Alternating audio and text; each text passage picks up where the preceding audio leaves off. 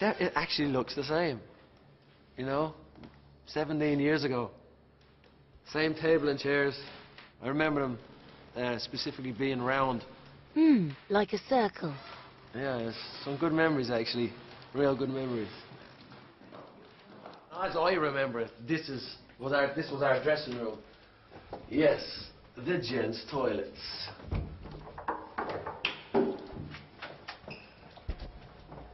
So this would have been all blocked off, and this was our backstage. You know, we'd be getting changed. We had like orange boiler suits was our outfit, let's call it. And you know, we didn't care we were in a toilet. This was not glamour by all means, but this was our backstage room. And we were all buzzing, we were all excited, we were all scared, and everyone's just starting to freak out and all panic. And I was always the one who would have sat in the corner. I'd be very mellow, very calm on the exterior, but inside just freaking out, knowing I'm about to go through that door.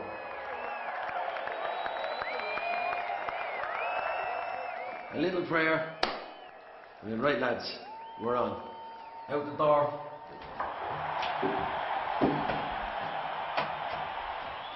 Pretty much, you know, there would have been people lying around here.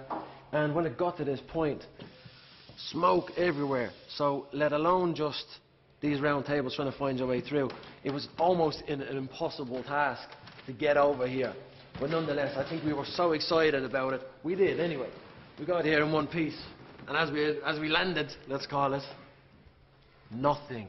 I mean, you could see absolutely nothing.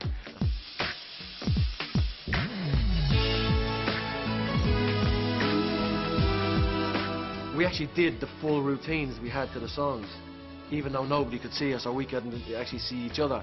It was hilarious, absolutely hilarious. But I think at the same time, that's a bit of what it was like. Yeah, absolutely. At the same time, I kind of loved the fact that nobody could see me. I was on stage, it was a concert, I could hear the people out there, the atmosphere was electric, and it was a perfect scenario for me. Nobody could see me and I couldn't see them, and away I was having a good old time. And as it all cleared, there was the family, the friends, and everyone who came to see us, and it was amazing. We were superstars, you know?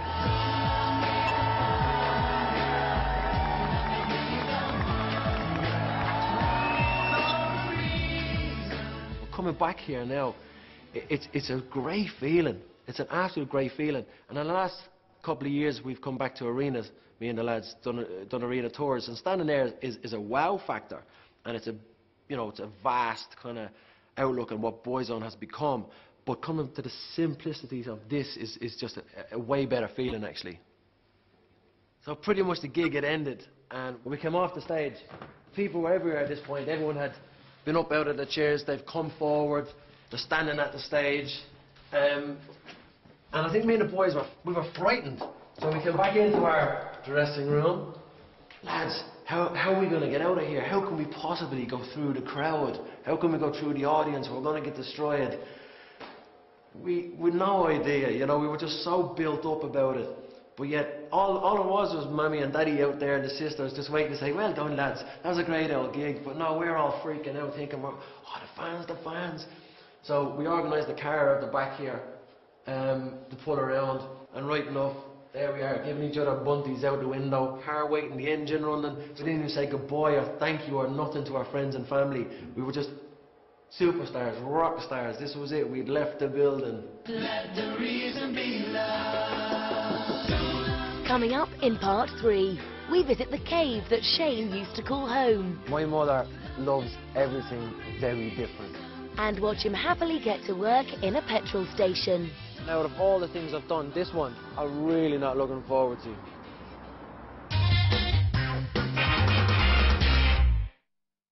Fullback's not. Shane Lynch is on a journey back into his past as he attempts to do the jobs he did before he was famous. When he blew up tyres in his father's garage, rode his scrambler on the beach, and lived here, in frankly the weirdest house in the entire world. No, honestly, you've got to see this. I don't really know where to start when it comes to this house. It's a proper madhouse now. My mother loves everything very different. She wanted a cave. So this guy comes in anyway, and comes up with this idea of how to build a cave indoors, and that's, you know, that's what the kind of stuff she liked to create. And inside the cave is an inside waterfall and a small stream, and all our collection of madness, from Bambies to foxes to ornamental statues. It's like, I guess you come home, and as a kid growing up here, been yay big, you know, you feel like you could run 100 meters across this room. But as an adult coming back here, everything's just so tiny and so small, and humble, I guess, you know.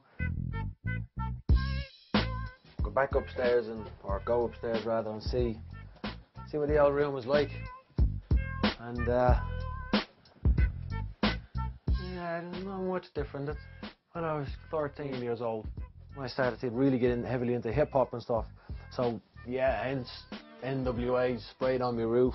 That would have been my first record I imported. So I was hooked into hip hop, and that was, yeah, I started importing all sorts of hip hop stuff from America, and I used to record them on a tape and sell them in school. Technically that's very illegal, and I could be prosecuted, but nonetheless I did do it. So thank you, NWA.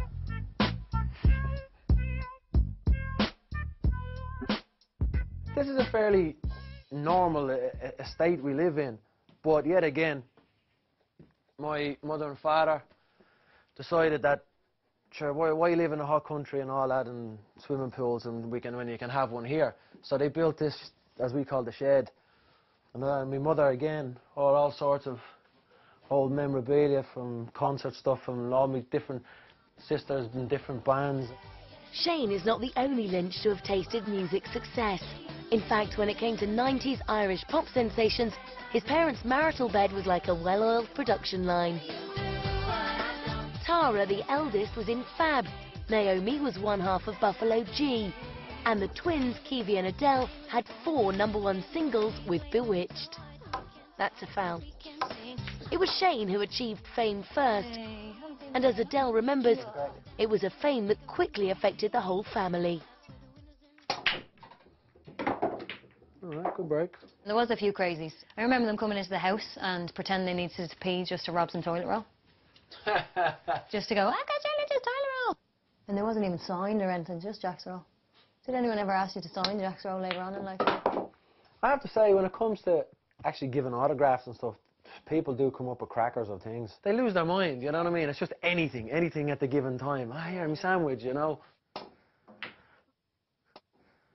Come. No, you're kidding me, I didn't get that shot. I remember the first time seeing you like on a huge concert now, I suppose it was Wembley or something. I remember crying. I remember like just... Did you? Yeah, oh, I did. It was so just this overwhelming feeling of just proudness and like, oh my God, this is Shane. Oh my God, miscuing, you're kidding me. Eventually, after much miscuing, the game limps to a miserable end. Yeah. And Shane can get on with doing the jobs he did before he was famous, like being a petrol pump attendant. Shane worked the pumps from the age of 13, when the job description was very different. Back then, you would draw your car into the garage, and a diligent-looking lad would shuffle faithfully out, exchange polite conversation, and fill the car up for you. Now, like a man from a bygone era, we're sending him to work in this garage to see if the millionaire pop star can still connect with the ordinary man on the street. Only he's not really in the mood. Nobody comes to this garage thinking they're going to get service.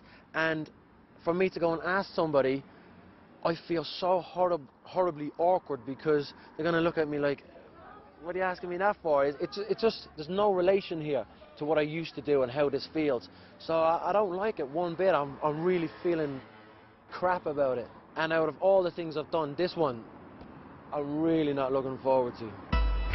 Shane's not happy, but he's contractually obliged to continue, and so, reluctantly, he gets to work. Welcome to Topaz, Glasnevin. Thank you. Great to have you working here. Great to have you working.